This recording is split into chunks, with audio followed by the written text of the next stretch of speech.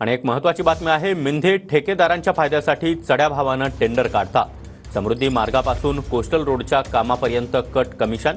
सामनाच्या अग्रलेखातून मुख्यमंत्री एकनाथ शिंदे यांच्यावर जोरदार हल्लाबोल करण्यात आला।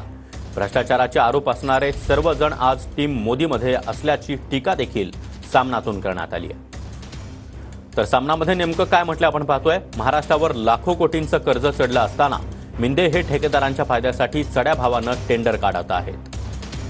समृद्धी महामार्गापासून ते कोस्टल रोडच्या कामापर्यंत फक्त कट कमिशनच आहे, त्यामुळे मिंधे म्हणतात ते खरंच आहे।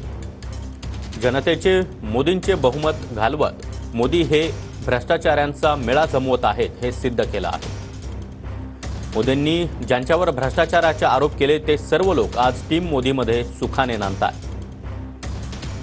मिंधे आणि त्यांचे लोकही त्यात सामील आहेत, त्यामुळे मिंधे यांना लाळघोटेपणा हा त्यांच्या मजबुरीतून आला आहे।